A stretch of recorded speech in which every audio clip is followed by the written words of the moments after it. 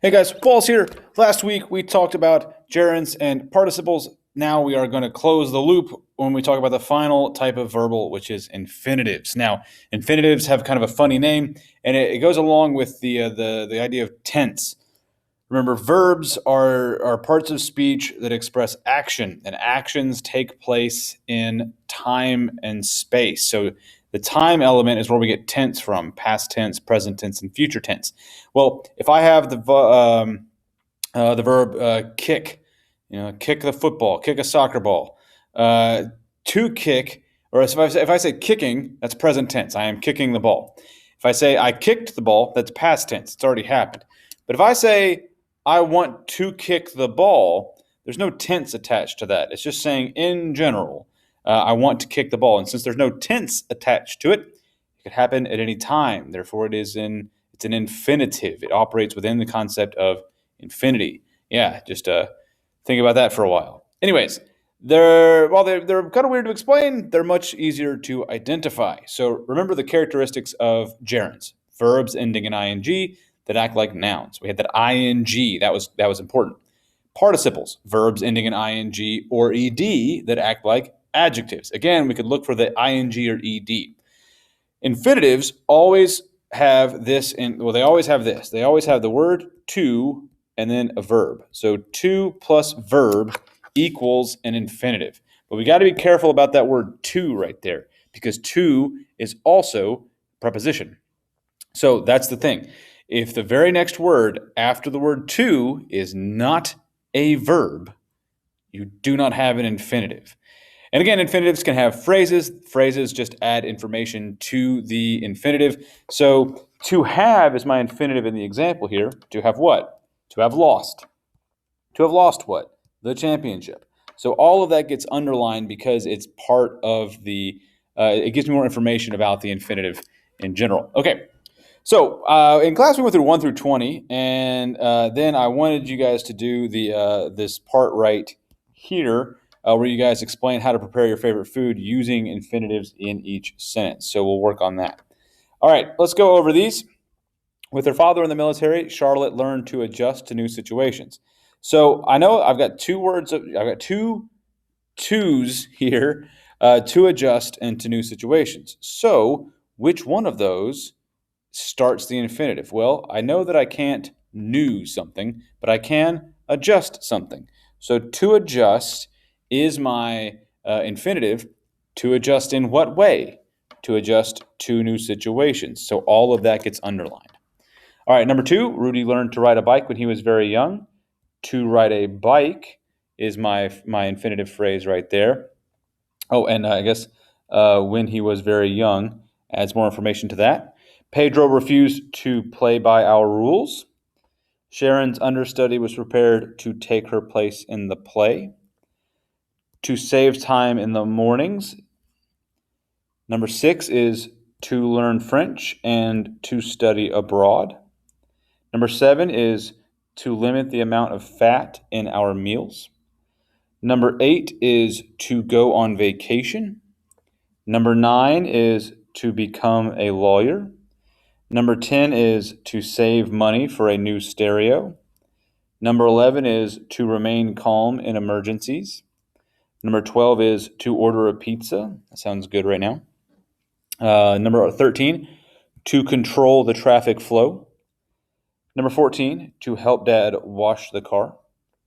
Number 15, to act on Broadway. Number 16 is to eat. 17 is to be prepared for class. And number 18 is to identify the type of bacteria under the microscope. All right, let's talk about these last few just real quick. So look at number 15. In this case, to act on Broadway is the subject of the verb is. So an infinitive phrase can do what nouns can do. It can act like the subject, it can be the object of something, or it can describe something. Like look at number 16. We walked several blocks until we found something to eat. In this case, we found something. So you've got subject, you've got verb, and then something would be your direct object right here. But to eat describes something.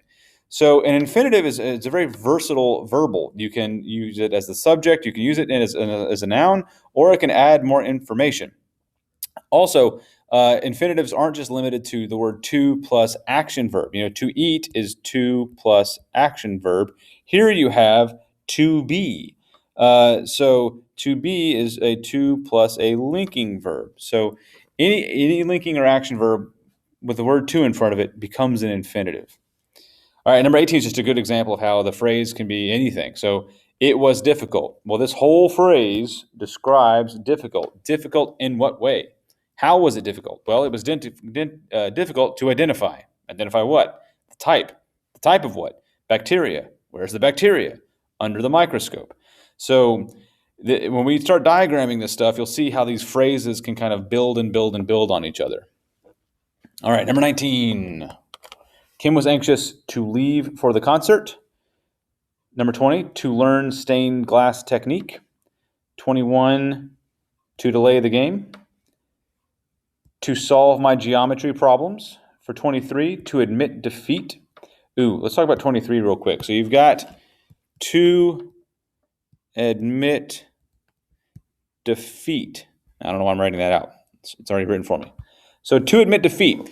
This is a good example of how infinitives can still have objects. So infinitives started out as verbs, but anything that answers the question what in relation to the infinitive, to admit what, to admit defeat, is the object of the infinitive. And when we diagram it, it'll look like to admit, and then you still have that same structure with the object off to the side. All right, 24. To take for my stomach ache. To settle for the second place award. 26 is to build a new home. 27, to go to the park. Yet. I guess in this instance, yet would modify the infinitive. To diagram the sentence. Can't wait to do that. Jill wanted to march in the Thanksgiving Day parade. Number 30, to carry. 31 is to try harder. 32 is to define. 33 is to improve my tennis game. 34 is to develop symptoms of the flu. Better get that checked out. 35, to reduce the chance of heart disease. 36, to watch the violent movie. 37 is to tell the story of the fire alarm at school.